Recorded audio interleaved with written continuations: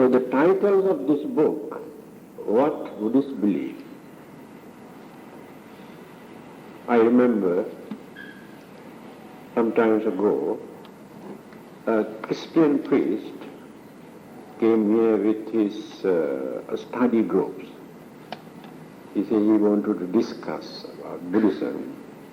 So after discussing for nearly 2 hours, that Christian priest asked, actually what Buddhists believe? Then I told him, Buddhists do not believe anything. Then he has seen this book. Then why did you write that book? And I told him, that is why I wrote this book. To tell people that they do not believe anything. Then what do they do? Then it's an interesting question. If they don't believe, then what do they do?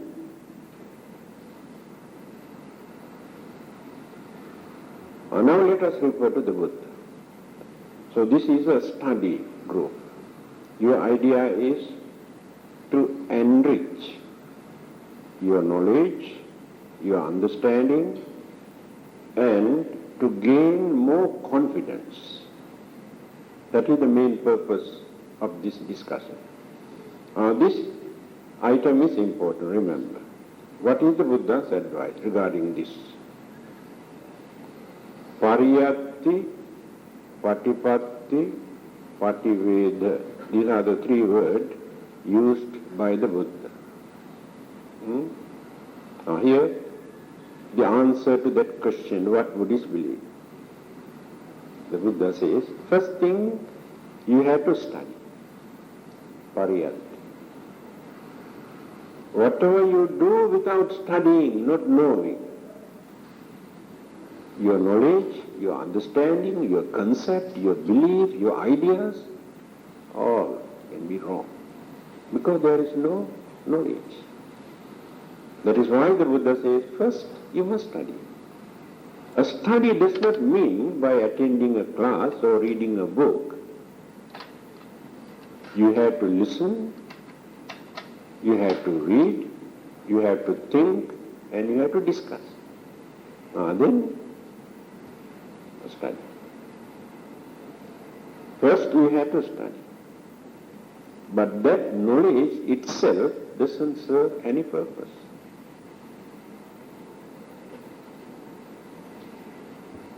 In Dhammananda, the Buddha says, one who maintains only knowledge of the Dhamma is just like a spoon that we use to take soup. A spoon cannot enjoy the taste of the soup, but another person enjoys. If you maintain only knowledge of the Dhamma, it's just like that spoon. You never enjoy the taste of the Dhamma. Knowledge is important, but knowledge itself cannot do anything. Then come to the second item. Patipatti. Practice. After learning, you have to practice. There are 2 ways for you to practice. What are those 2 ways? To do something and not to do something. So simple. This is called practice. So you are not small children, you can understand what are the things that you have to do and what are the things that you should not do. This is called practice. Now you observe precepts or sila or morality, principles. Then divide into 2. To do, to observe, to practice certain things and not to do certain things. This is called sila or morality or precept. Now the problem is, to do is not very difficult, but not to do is very difficult. See the difference now? Not to do is very difficult.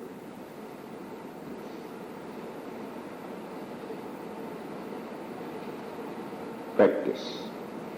By knowing these things are wrong, harmful to us as well as to others. Not only for your own benefit, always you have to think of others also. To do certain things also not only for your own benefit, but for the welfare and the benefit and happiness of others.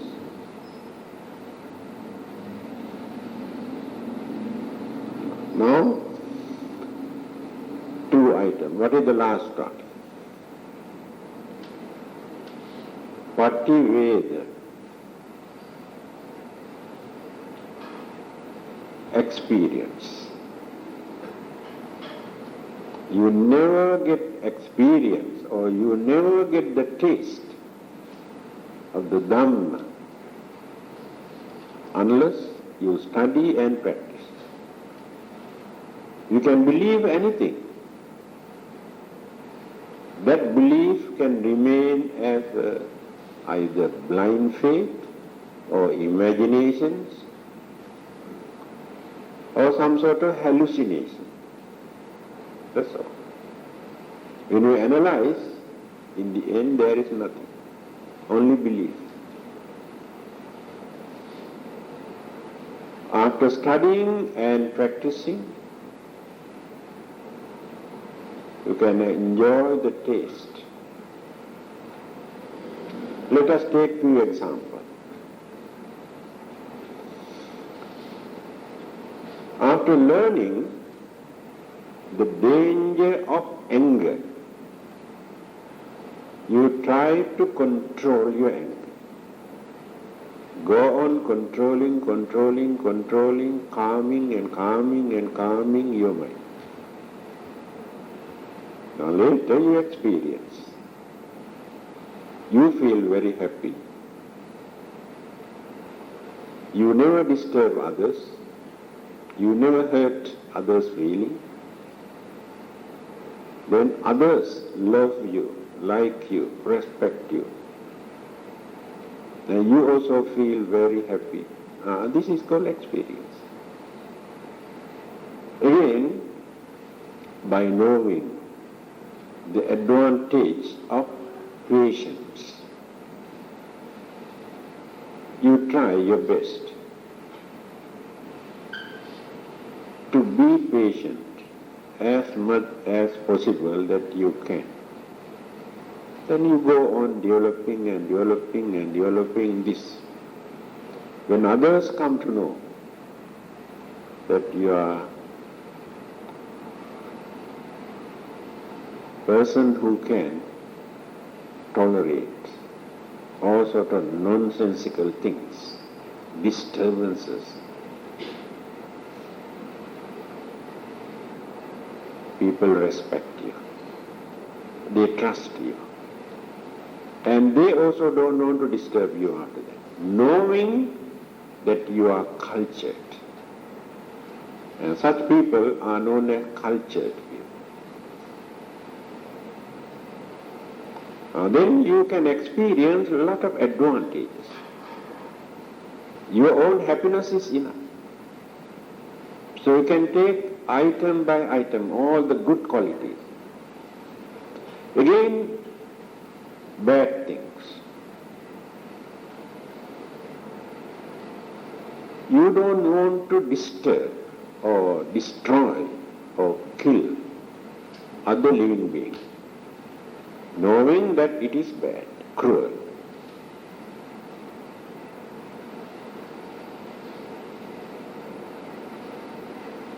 Later, when you think of this mental attitude,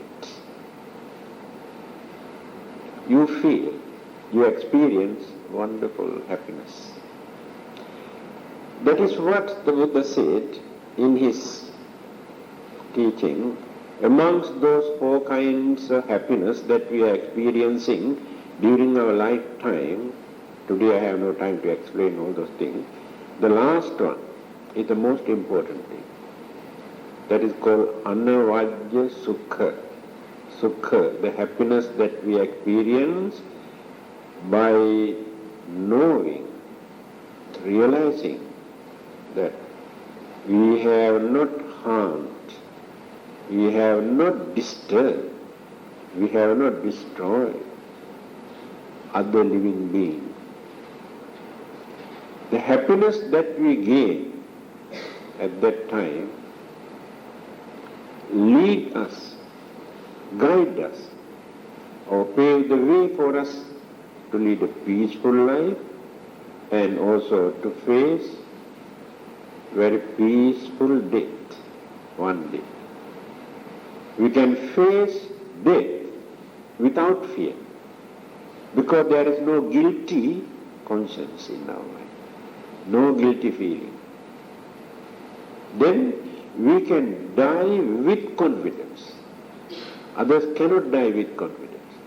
Fear, always fear. That is what the Buddha says. This is the way how we experience the good result. So everything what we practice, in the end we experience here as long as we live up to the last breath. Hereafter again, existence or rebirth take place in a favorable, peaceful, happy, contented, because of this mentality.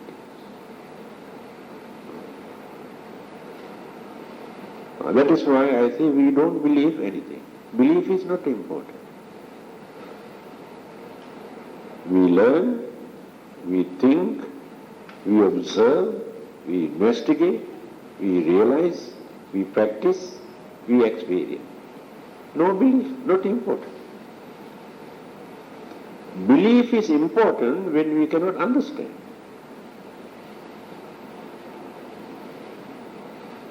I say, I believe that this is a glass of orange. So why did I use the word belief? I am not sure. If I know that it is a glass of orange, not necessary for me to use the word belief. I believe. I believe in God. I believe in heaven. I believe in hell. Not sure. That word belief is important there because we are not sure. Whether it is true or not, just only concept. So Buddhism is not that type of religion, just to believe anything. Now then, the subject, why we take refuge in the Buddha. This subject is more than enough for us to talk for a few hours. Because there are a lot of controversies and criticism, allegations regarding this. So their argument, those who criticize, is this. The Buddha is not a God. Buddha is not living. Buddha is a man. He is dead and gone. Why do you want to take refuge? What do you gain by taking refuge in the Buddha, in a dead man? How can he bless you? How can he save you? What is your answer? What is your answer to this allegation? Can you convince others when they come and complain?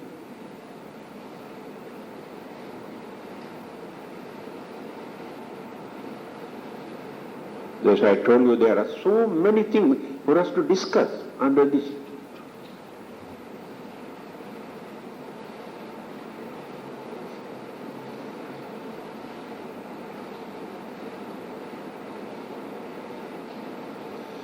Why is it necessary for us to take refuge?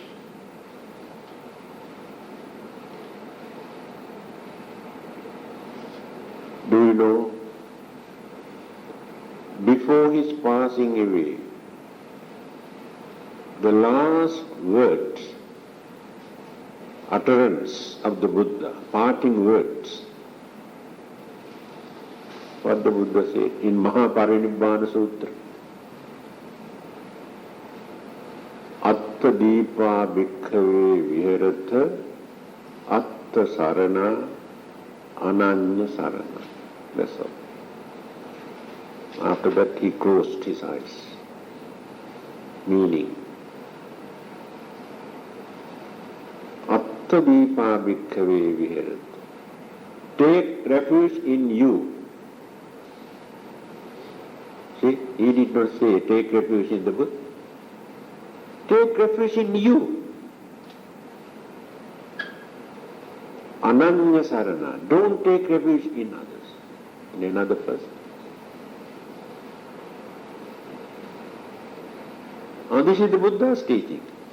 Are you not going against his teaching by taking refuge in the Buddha? He did not ask you to take refuge in the Buddha. Here you can understand who the Buddha is.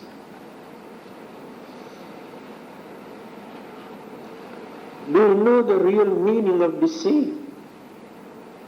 Why did he say that you must take refuge in you? What does it mean? Have you heard earlier? No. Yes, there are many things for you to learn.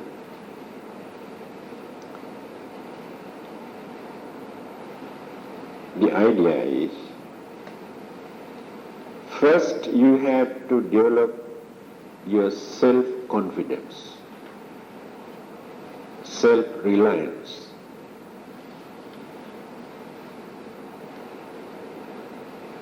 Just because you have no confidence in you, you go and worship and bow down and offer and perform this and do any kind of dirty things also, and take refuge. Why? You have no confidence in you. You disgrace your human intelligence. You disgrace your human dignity. You behave like worms, not as human beings. What is the reason? Here Dhammananda, the Buddha says, he clarifies this.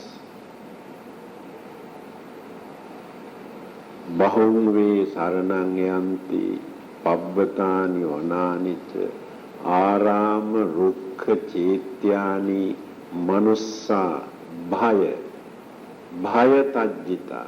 That is the reason. That is the weakness in you. Because of the fear you have in your mind, you have no confidence. Because of that fear, you go and bow down, kneel down and worship to that tree and this image and this idol and this river and that jungle and this cave and this person and that person. The Buddha says in Dhammananda, Manussa bhaya tajjita. Human beings, those who have fear. Then why do fear appear? Why do we maintain fear? Because of our ignorance. lack of understanding. Why small children are scared? Ignorance. They cannot understand. But when they grow, many things that they were scared. When they were very young, no more, because they can understand. So you create your own imaginations, you create fear in your mind. After that, you blame devils and ghosts and hantu and charm and black magic and this and that, all sort of nonsensical things. And you surrender yourself. You disgrace your human intelligence. That's why I told you. Fear. The Buddha wanted to wipe out this stupidity from our mind because fear appeared in our mind because of this. You are behaving like small children. Anyone can come and bluff you. Because of that fear. If you are brave enough,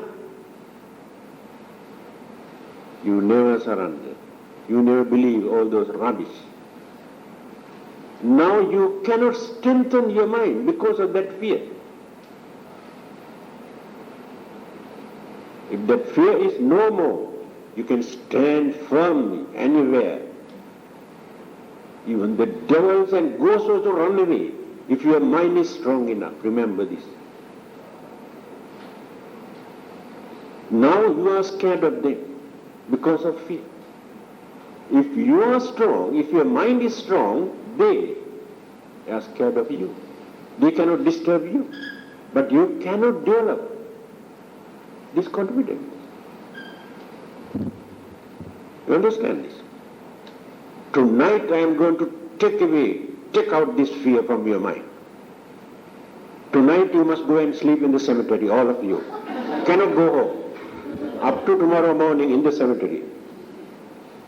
Then I can see how many Shiva there. I can go and sleep anywhere because that fear is no more in my mind. I am not scared of devils or ghosts or hantu or anyone, not at all. Because I know all these are imagination. Mind creates all these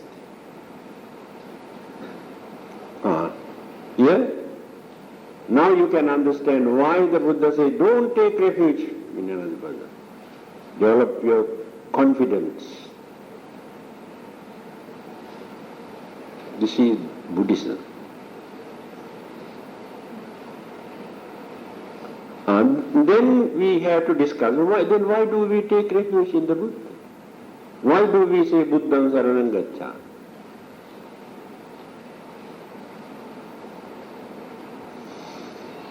The idea is, when we recite this with confidence, we admit, we appreciate, we acknowledge the enlightenment or the wisdom of the Buddha. Here we don't take the Buddha as a person. Remember this. As a person. We take enlightenment, the Buddhahood or wisdom.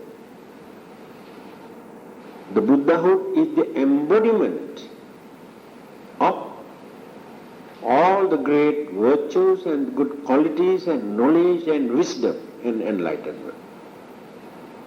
If you can mold an image by using all these things as ingredients, all the great qualities and the virtues and knowledge and wisdom, the Buddhahood is there.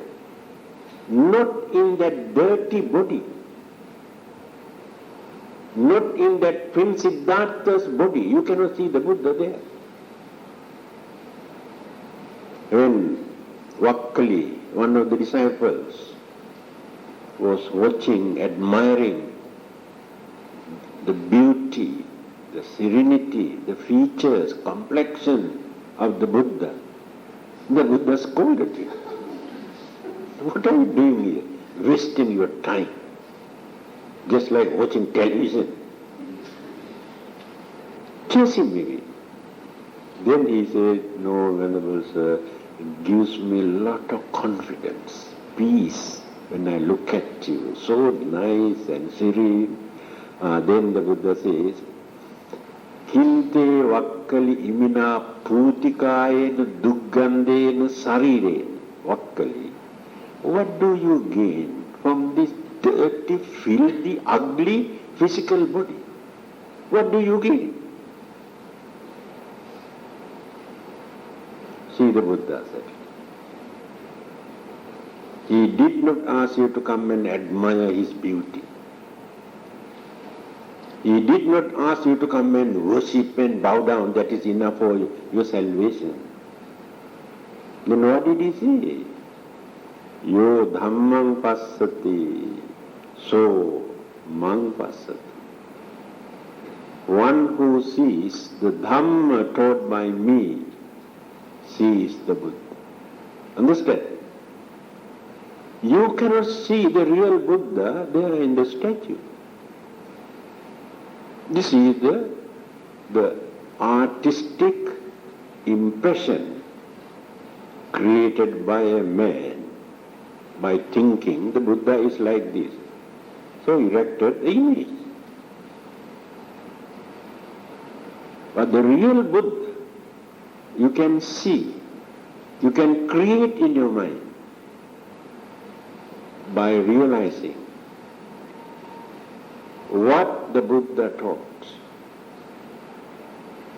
The real Buddha you can see there. That is what the Buddha. Yo dhammam passati, one who sees the Dhamma.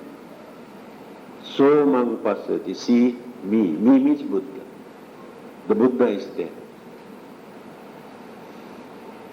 And this advice is more than enough for you to understand the nature of the Buddha. Because all the other religious teachers, founders, they are God, and everybody says, you must come and worship me. You must come and pray. Otherwise I punish you. Others, religion is saying. Founders, if you go and worship another God, I will punish you. And now look at the Buddha's attitude. He wanted us to understand the truth, not to follow a person.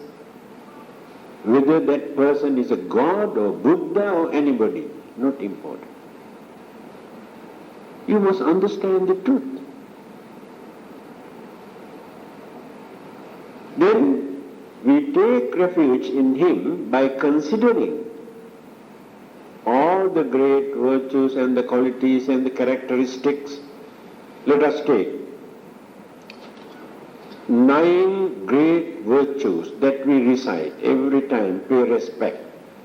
Itipiso bhagava arahang samma sambuddho vidyacharana sampanno sugato lokavidu anuttaro purisadhamma sarati sattha deva manussanam buddho.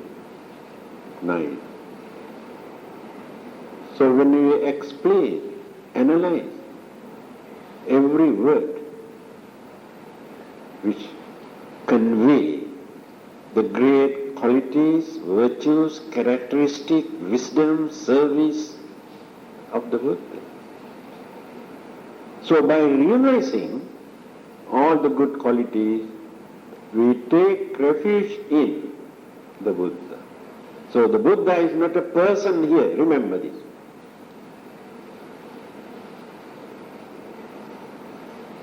Then why is this necessary? It is very important for us because our minds are very skeptical, stubborn, stiff. We cannot develop devotion, confidence, inspirations in our mind without doing that. You understand the point now? Our minds are not ready to appreciate the great qualities and the virtues and the enlightenment of the Buddha unless we admit and acknowledge the great qualities of the Buddha. Another meaning. A person who has achieved highest wisdom and purity, holiness, enlightenment, by sacrificing all his worldly pleasures, comfort, everything, for the sake of others. So in appreciation of his highest achievement, not because of fear of him. Others take refuge because they have fear in God. Good people are known as God-fearing. The Buddhists never say Buddha-fearing. There are no such people as Buddha-fearing people. But others are God-fearing. God-fearing means good people. They are good because they are scared of God. If there is no God to punish them, they are not good people. You understand the difference now? Assume there is no punishment from God. Then you can do any dirty, cruel, immoral, wicked, dangerous thing in this world. Because there is nobody to punish you. You are selfish. But the Buddhist attitude is, whether there is a God to punish us or not, whether the Buddha punish us or not, by knowing these things are wrong, this can create enormous suffering, disturbances. So, we do not violate. So we don't want to kill. We don't want to steal. We know how others feel. We don't want to do dirty things because they are wrong. We never think of punishment. So when we think in that way, but we do, we develop, cultivate some great virtues in our mind. Not selfishness, not for our own protection, but by considering how others feel. If I do this, but all the others say, if you do this, God punish you. That's all. Never think of others. The Buddha has given a simple parable. If you cannot understand why these things are wrong, killing, disturbing, stealing, then attanang upamang katva nahaneya nagate. Compare your life with others. How you feel when another person come and try to kill you, disturb you. How you feel. That is more than enough for you to understand why it is bad. Not necessary to think of God or Buddha at that time. And this is called understanding. This is the Dhamma. This is a religion. But the Buddha wanted to reveal us. Not to keep us in the dark forever as his followers, just to go and worship and pray. Now we can understand why we take refuge in such a great person.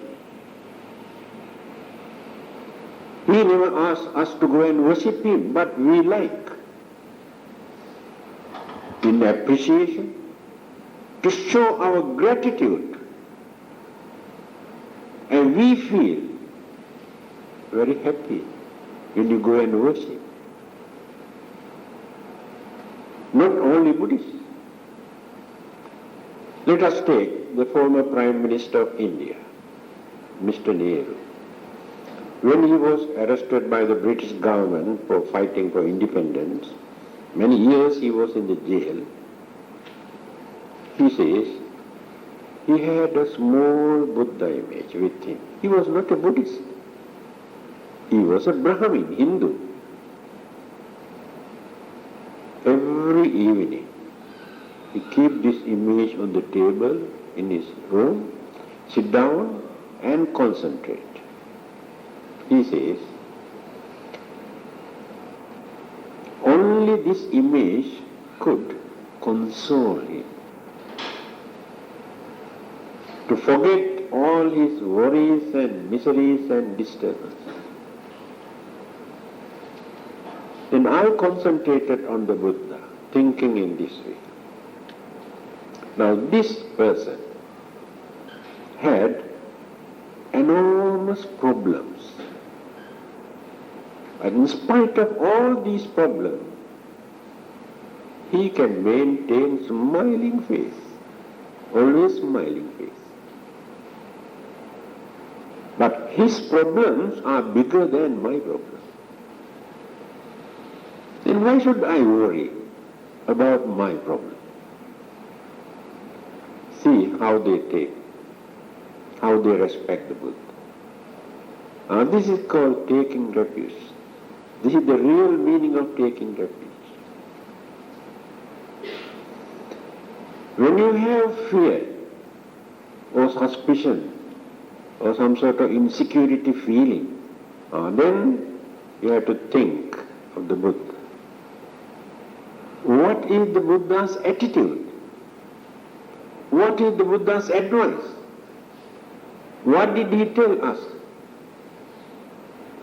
How to behave at this juncture, at this moment. If you can adapt your life by thinking of that is the real meaning of taking refuge in the Buddha. Simply by reciting Buddha Saranam Gacchami, you never take refuge in him. Then you get confidence. Again, as I mentioned earlier, it is very difficult for us to remove fear. So whenever we have such fear in our mind, think of the Buddha and take refuge. Then the fear you had in the mind disappears. You strengthen your mind by taking the Buddha as an object into your mind. You develop your own confidence through this object. Now that is why all the others think of God. God is a concept. It is a belief. Nobody knows whether God really exists or not. But to them it is very important. Oh, why worry? God is there. God protect me. The same concept we develop in our mind for our own protection whenever there is fear. Or the Buddha will protect. Whether it is true or not the important point here. At that moment we need something for our mind to hold on, to depend on.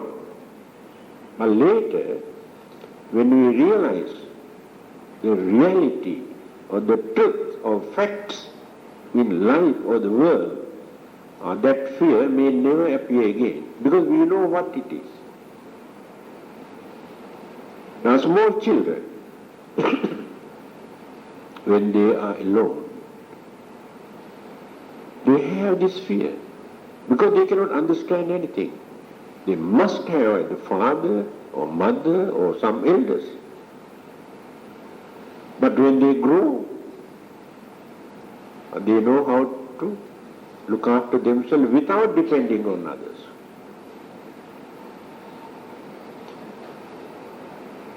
Since fear is very, very deeply rooted in our mind, at this moment we need. Unless you become a person like Bertrand Russell or Albert Einstein or H.G. Wells, because to them all these things are nothing. Their way of thinking is different, not like ours. But to you, this is important.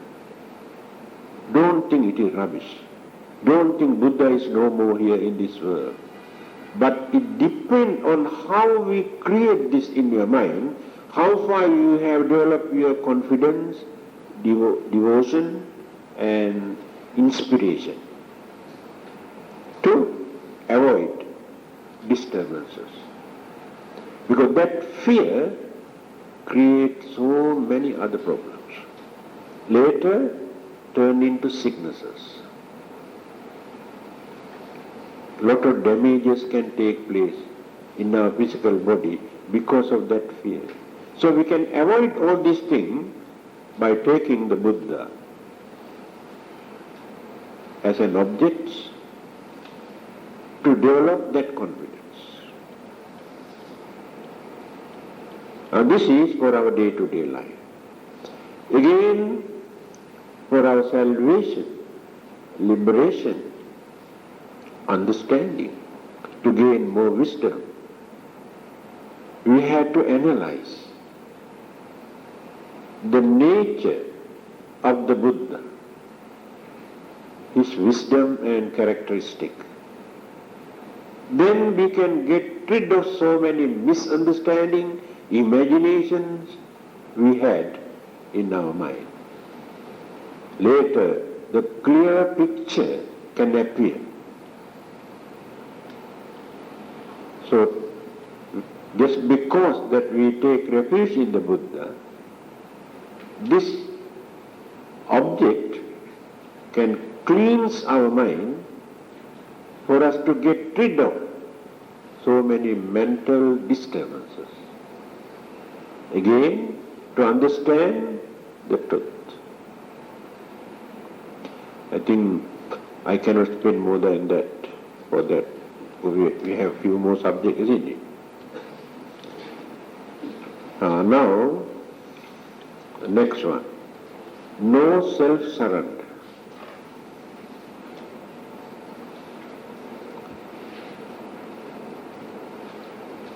To whom are we going to surrender? Because people believe there is the most powerful supernatural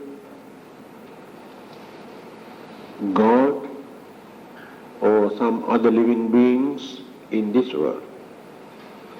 So we must surrender ourselves to them. We must pray and worship and obey. This is called religious life.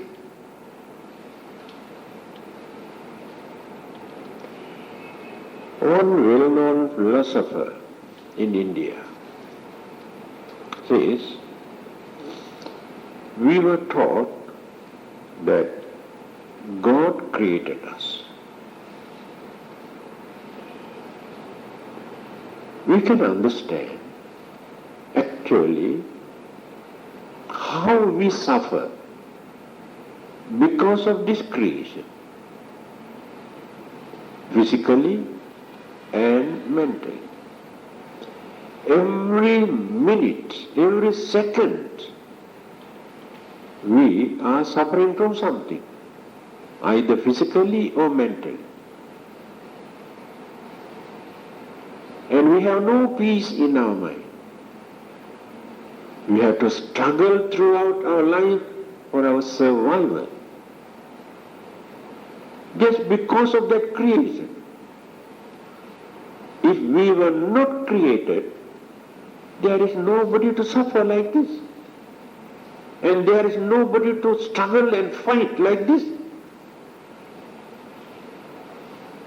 So I really cannot understand. And why should we pray and worship that person who created us to suffer like this? What do we gain just because of his creation?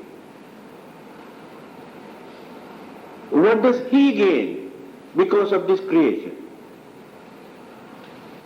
One philosopher says, think.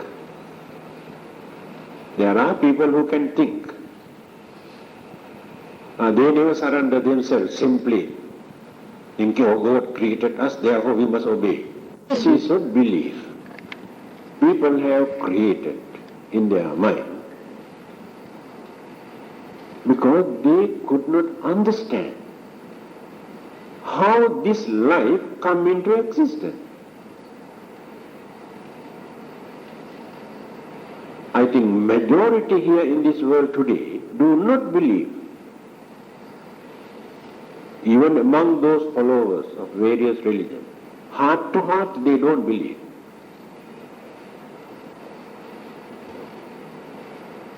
So to whom are we going to surrender?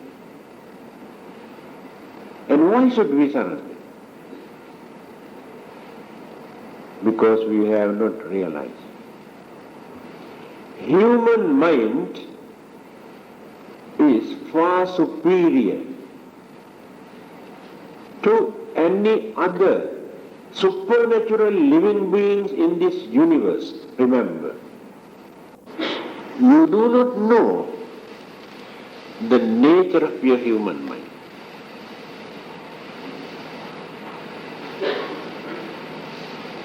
Why we are called Manusya? Do you know the meaning? You are a Manusya, isn't it? What does it mean? Devas, Brahmas, Manusya, Tirachina, different kind of living beings in this universe. Why we are called Manusya? Definition. Those living beings who can develop, who can raise, cultivate their mind, they are called Manusya. Devas cannot do this, although we worship them. Brahmas cannot do this. So-called supernatural living beings cannot do that. Only Manusya, human beings, can become a Buddha. What is Buddha?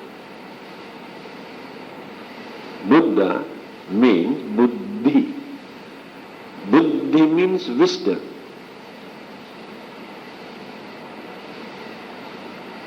What is wisdom? Enlightenment. What is enlightenment? Now we have come to this area. In our mind, we have darkness, imagination, ignorance, stupidity, hallucinations, then jealousy, anger, greed, and so many other rubbish, full of rubbish in our mind. Because of these rubbish, there is no brightness in our mind but darkness. So the enlightenment or the Buddhahood means person who has removed, eradicated all these dirts and rubbish and dark cloud from the mind. So when the mind is completely pure, without any dirt, then the brightness appears in the mind. That brightness is called enlightenment. Only human beings can do that. Others cannot. We cannot gain this wisdom or enlightenment from another person. God cannot give us enlightenment or wisdom. We had to do this by using our efforts. This is the Buddha's advice. By worshipping, praying, offering, reciting, you never gain wisdom or enlightenment. You have to work for that. How to work? To remove those dirts from your mind, that's all. You have nothing to spend. Your own effort. You admit, everybody admit, that they have anger, they have jealousy, they have grudge, they have greed, and they have ignorance, they have so many things. They are the disturbances. So if they can remove all these things, enlightenment appear in the mind. So when that enlightenment appears, then to whom are we going to surrender? What do we gain? Surrender for what purpose? For our salvation? To get rid of suffering? To stop our death or sickness or old age? Or to wash away your sins? Then what is there to surrender? You surrender because we have no confidence. So the Buddhism never encourage anybody to surrender either to God or Buddha, nothing. Independent life. You are independent. You must have that confidence.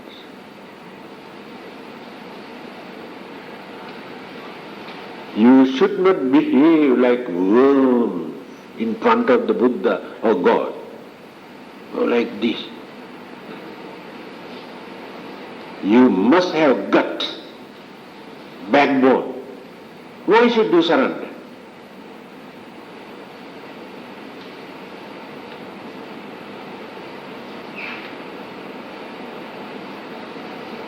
Then you can strengthen your mind.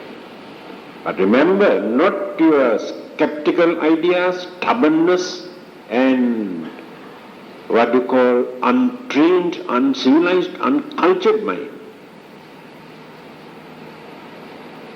The more you train your mind, the more you become humble. When you become humble, you have already strengthened your mind.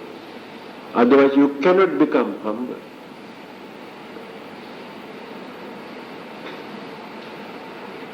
So when you become humble, it doesn't mean you are going to surrender to anybody. I think some of our members here, when Dalai Lama visited here a few years ago, he was the ruler and the religious head, like Pope, in Tibet, and the ruler of the country, king of the country also. Such a great man. When he meet anybody, whether child or lady or man or religious man, so makes no difference to him, to everybody. He say, good morning, good evening, good morning to everybody. See, for a person to be so humble, do you think it is easy? A ruler of a country and religious head. Now this is called the development of the mind.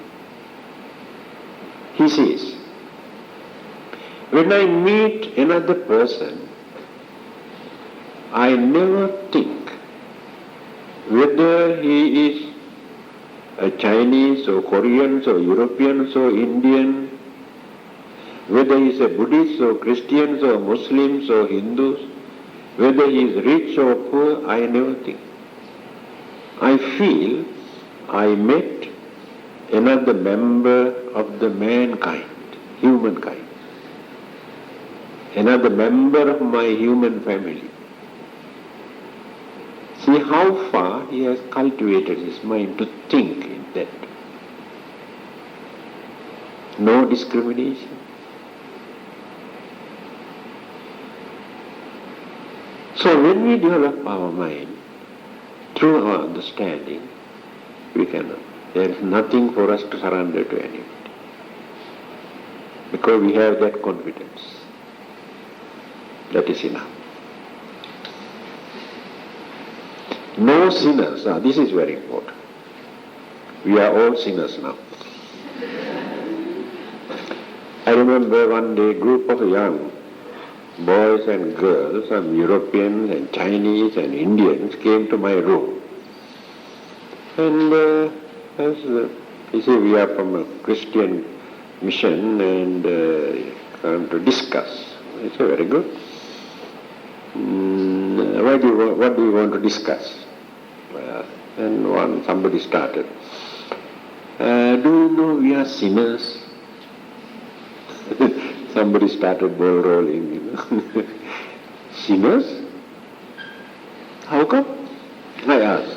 It's very bad. Why did you become sinners? No shame. No shame. Must try to get it up. It is very bad, I told him. All the others are watching. Then he said, no, it is not like that. It is what? You say you are sinner.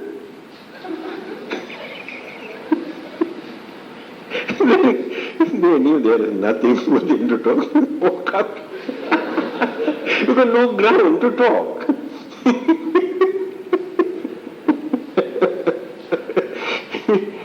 This word, actually, well educated Christians also do not use this.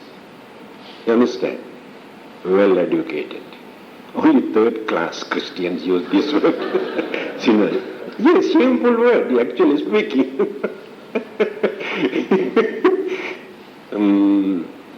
Let us take Adam and Eve.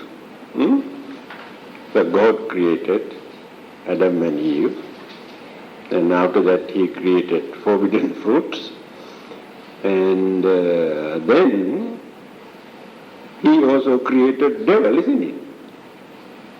There must be a creator. He cannot appear without creation. So, the devil influenced man to eat forbidden fruits. Right? The God was watching. He created man, he created woman, he created devil, he created food, apple, fruits. He was watching, but advised not to eat.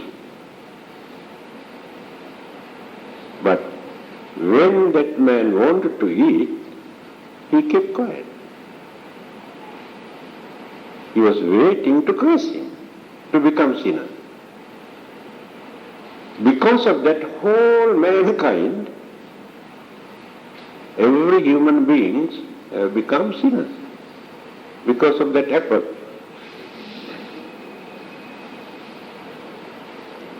Assume a father who brings something, say poisonous fruits, for making medicine, and keep on the table and advise the children, don't eat, this is poison. But innocent people, children do not know, they started to eat. The father was watching without stopping. What sort of father is that? He was waiting to curse. Use your common sense, man. What sort of creator? Why he could not stop it? And why did he create? Why he wanted to test? For what purpose?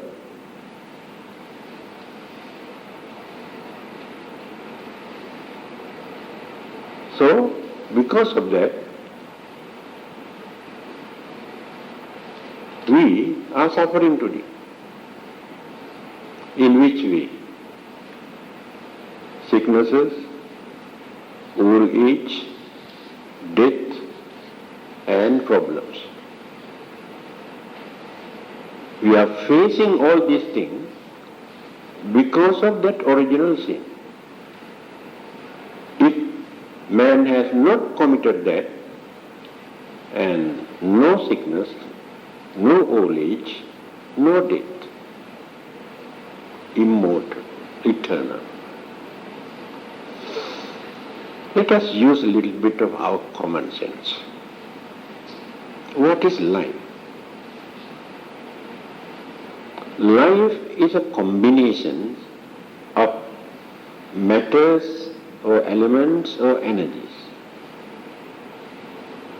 The nature or the characteristic of this combination is to remain as a bundle for a certain limited period as long as the binding factors are energetic and remain. Later, these elements and energies started to dissolve, disintegrate, because it is natural. And there is nobody in this world who can stop this. So our old age, sicknesses, death take place as natural occurrences. This is the nature of existence, anything. How can they say this is due to our original sin? Right? Let us take animals. They say animals have no soul and they have no sins also. Animals also suffer from sicknesses. Animals also grow old. Animals also die. Do they face all these things due to their original sin? They don't eat apple, isn't it? Right? Let us take plant life. Plant life also suffer from sicknesses, old age and death. Is it due to their original sin? People never use their common sense. They believe all this rubbish what they come and talk. These are the natural occurrences. Then why do you want to bring this issue of original sin? It is a cock and bull story they have created in order to convert innocent people into their religion. You must be converted, otherwise you have no salvation for you. Forever you remain as sinners. Only for this purpose. The whole religion remains based on this issue.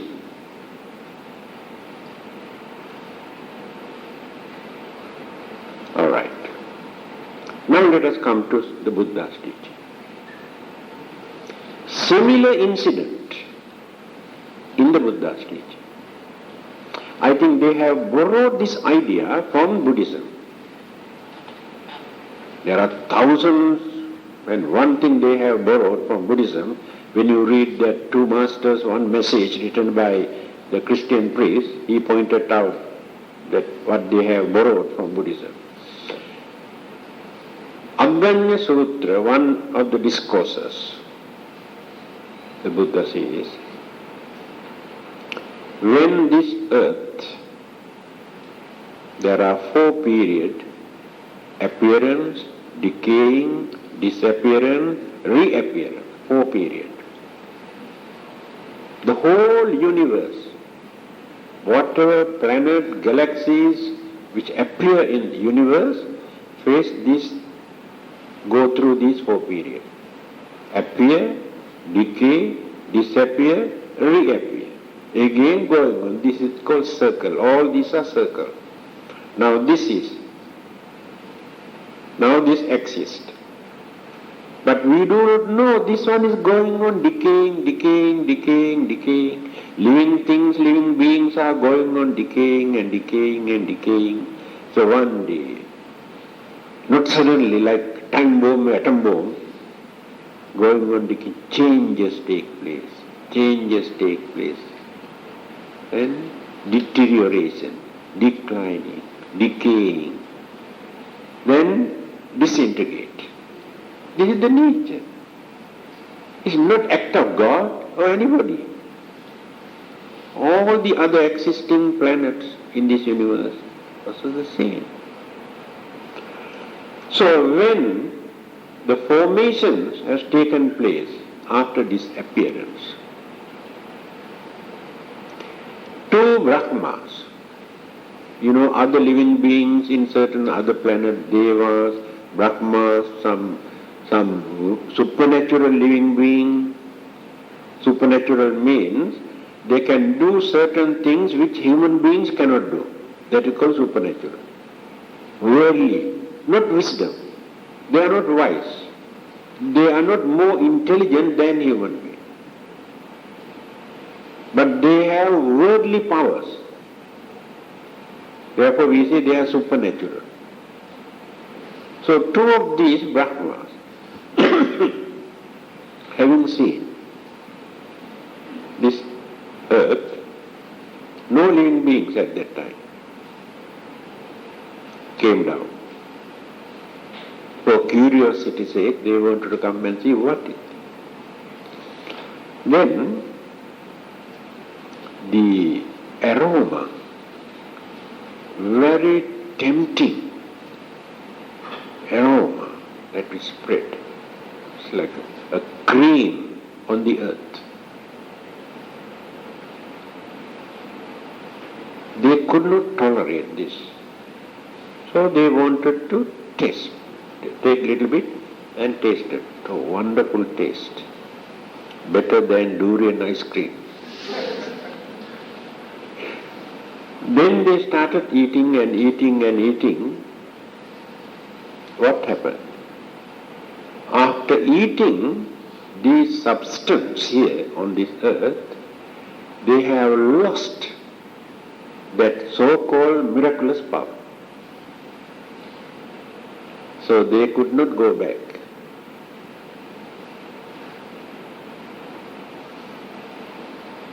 Lost their power. At the beginning, Brahmas have no sex, male or female. They are free from that problem.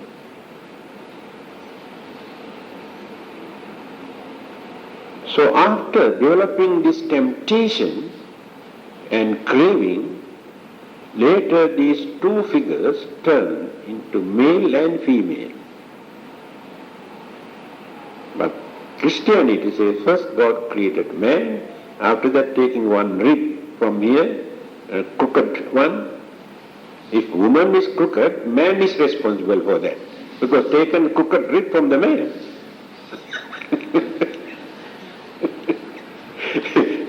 That's why man, you can see one rib is missing here, given to the woman. So Buddhism says those two persons, one has become man, the other one woman. Then they develop more and more craving, attachment, emotions. Then when it started to develop their populations more and more, then in hundreds and thousands and thousands and thousands, then the trouble started. Then fighting, jealousy, quarreling, anger, grudge and enmity and jealousy, all the bad things appeared. Formerly, their minds were free from all these things when they came down. Right. Now compare. God created Adam and Eve. Devil appeared and influenced and tempted. Buddhism says these two persons appear, but no devil. Without devil had nothing to do here. Because they could not understand how these things appear in the man's mind. How craving appear, how temptation appear, how anger, jealousy appear in the mind. They have no idea. Therefore they have to invite devil to inject all these things. You must understand in the Buddha's teaching. Humans, animals, devas, brahmas, all these living beings, they have different degrees of all these defilement, anger, jealousy, craving, hatred and all these things. Brahmas, after controlling their mind, reducing their craving, attachments and so many other mental disturbances, they experience very peaceful life there. But not eradicated completely. The ingredients still remains just like sediment at the bottom, not eradicated, but under control, not like humans or animals or others. So when they came down from Brahma world, their minds were pure, not completely, but minds were under control, no anger, no greed, no jealousy. But after this temptation stirred their mind, then all the hidden mental defilements, ingredients started to develop, come to the surface of the mind. That is how craving, jealousy, anger, greed and all the other things started to develop without any devil. So the Buddha never said, because of that, human beings have become sinners. There is no such thing. There's another nice saying. It is in Anguttara Nikaya, the Buddha's teaching. The nature of human mind at the beginning, when conception takes place in the mother's womb, and later what will happen to this mind. It's very interesting. He says, Pabhassuramidam vikkhave chittam tanchako agantukehi upakkilesehi upakkiletta. Naturally, this human mind is pure. That means mental energy is pure. When it is implanted in the mother's womb, that mental energy is pure. Tanchako agantuke upakkilese upakkilita. Later, when the five senses started to develop, eyes, nose and all the five senses, when the mental faculties, the different mental faculties in our mind, when the mental faculties started to develop, the developed mental faculties and developed senses bring objects from outside, from others,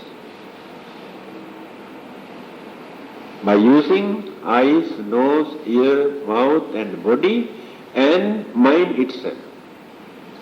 Then the mental pollution, mental impurities, all the dirty, wicked, cruel things, learn from outside, learn from others. Let us take small baby.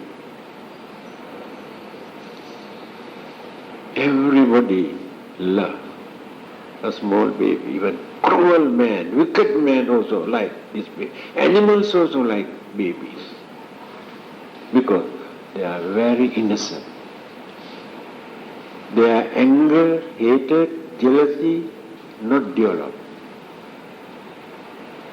Everybody wants to sayang this baby. But when this child grows, develop, learn all the monkey tricks, dirty things from outside. After that, many people hate. But when that person was a baby, everybody loved, not only father and mother. That is what the Buddha says. Later, all the other dirty things come and disturb our mind. So those two Brahmas came to this world. They suppressed, controlled their impurities, but external things influence, stir their mind. Then started all the other acts. See which way is more practical and more meaningful and reasonable. Then the Buddha never said, alright, you have developed all these dirty things, polluted purity of your mind, so only thing you have to pray, worship me, I will wash away all your sins. If Buddha has uttered this kind of word, I never worship that Buddha. I never respect that Buddha. Utter rubbish.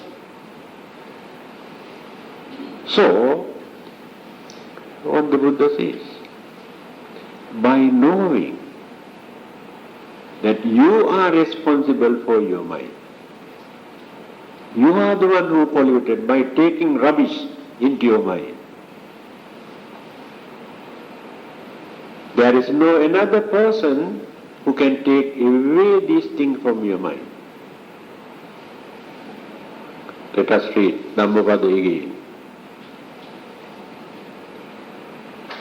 Attanava katang papang attana sankilissati. We are the one who commit evil things.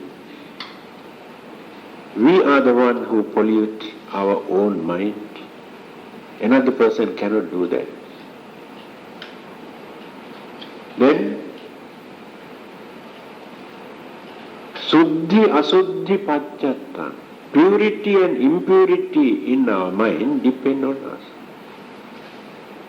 Another person is not responsible for it. Na anya manya visode.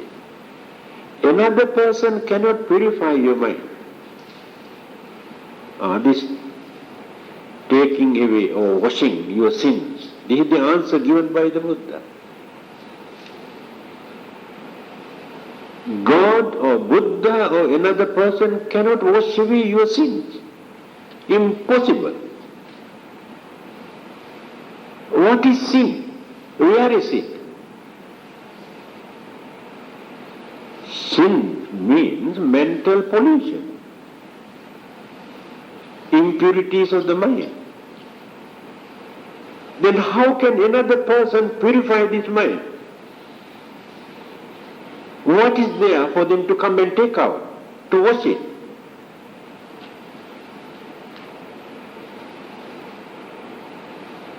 But by realizing you have polluted it, you can purify. And this is the advice given by the Buddha. By worshipping, taking refuge in another person, you cannot take out the sin committed by you.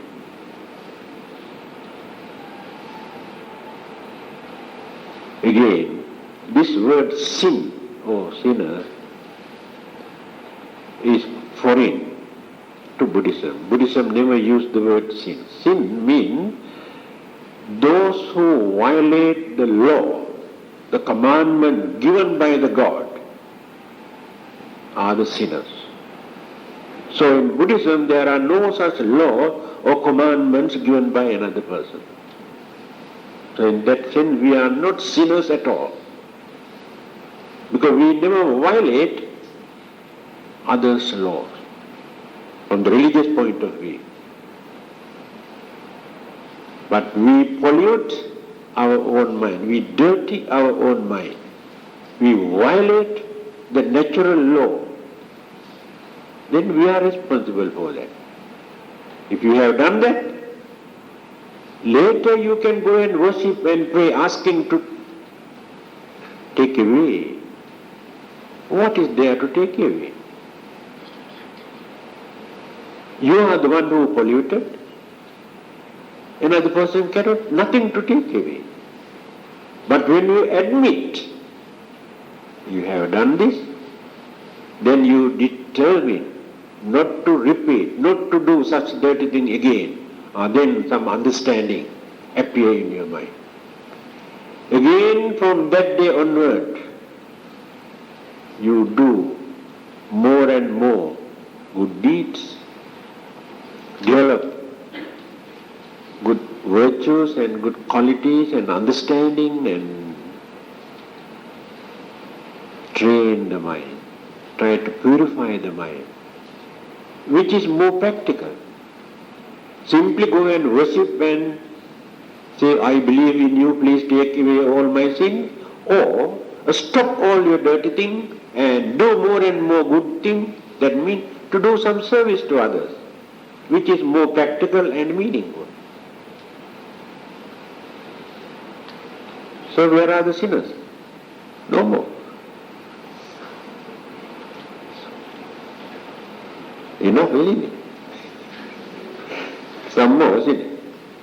Or do it yourself. I think already covered up. Do it yourself means nobody else to do that. In the West, many of those Western people have given a new name for Buddhism. Do it yourself religion. To them, this is a very interesting religion, because they were taught that God will do everything for you. Your duty is to go and pray and worship, that's all. But Buddhism says there is nobody else to do for you, you have to do that. Therefore they say, do it yourself. You know that well-known parable that I have told you so many times? The Buddha has given this. Can you remember? Acrobat, a master and his disciple. So when they wanted to perform very risky tricks, the master told his disciple, now this one is very risky. So when we are going to perform this, you must try to protect me and I'll try to protect you. Otherwise our life will be in danger. And the disciple said to Master, I don't think it is very practical, If you try to protect yourself and I try to protect myself, I think that is more practical. The Buddha has given this parable. This is the nature of Buddhism. Don't depend on others for your salvation. Of course, for your day-to-day worldly thing, always you have to depend on others. Here we are not talking anything about your worldly life. We are talking about your final salvation. You never gain this from either Buddha or God. Nobody who can do that. You have to work, you have to cultivate. Since it is very difficult, lazy people say, all right, don't worry, we go and pray, that is enough. God will do everything for us. So Buddhism is not a lazy man's religion, remember. Just to go and worship and pray, keep quiet, and ask God to do everything for you. No doubt it is difficult, but there must be truth. Do it yourself. Man is responsible for everything. Yes, it is true. Nobody else. Dhammapada, the first stanza, what is that? First saying of the Buddha in Dhammapada. What is that?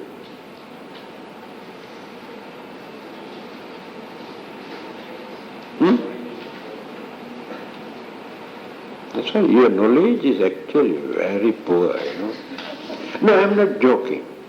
Because when others come and talk, Christians, Muslims, Hindus, they say, Bible says like this, Quran says like this, Bhagavad Gita says like this. When you come and talk about Buddhism, you say people say like this.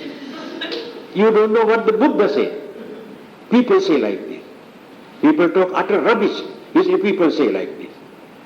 You also must have some solid ideas, understanding. Simple sayings of the Buddha. What is the first saying? Pardon? Pardon? No, that is not the first one. That is the sayings of all the Buddhas. That saying, Sabba Papassa Karanam. Not that one. Mano Pubbangama Dhamma Mano Siddha Manomaya. He says, man's mind is responsible for all good and bad things in this whole universe. Nobody else. So, man is the troublemaker and man is the peacemaker. By knowing these sayings of the Buddha, United Nations, when they wanted to draft the human right charter, preamble, they have written this. Man's mind creates war. The same mind can bring about peace. It is in the United Nations Human Charter, preamble. Sayings of the Buddha, they have repeated the same thing. If there is any problems, any trouble, any war, any calamity, disturbances in this world, man's mind is responsible for that. At the same time, if man can develop his mind, his or her, not only his, if man can develop, he can stop all these things by using that trained, cultured mind. So man is responsible for everything. It is due to our lack of understanding. We always praise God, blames devil or ghost. It is our poor mental attitude because we cannot understand. Now I give you a simple example. Assume 100 people travel by a ship or an aeroplane. Suddenly, an accident takes place, a crash. Only one person escaped from death. All the others died on the spot. The man who escaped from death, see, thanks God, he saved me. Use your common sense. And is there any reason for that God to kill all the other 99 people and save only one person? What is the reason? What is the cause? How can they say omnipotent and almighty and what you call all the big adjectives they use to introduce God, all the good qualities? What is the reason to save only one person? As Buddhists we can see. Why? All the others have done very bad karma during their previous birth. I have not done that, therefore I did not die. Buddhism and Hinduism. But to them there is no previous birth. This is the only life. Then why the God allow all the others to die and save only one person? Where is the justification? Now that is called stupidity. Cannot understand why. Why millions and millions of people are dying, starving in Ethiopia without food? Who created it? Where is the Creator? Why does He allow them to die like this?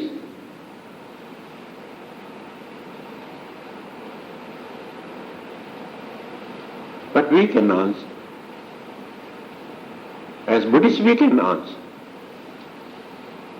All those who have committed serious sins, if you use the word sins, bad karmas, rebirth has taken place in certain places, and they are paying for what they have done during their previous birth.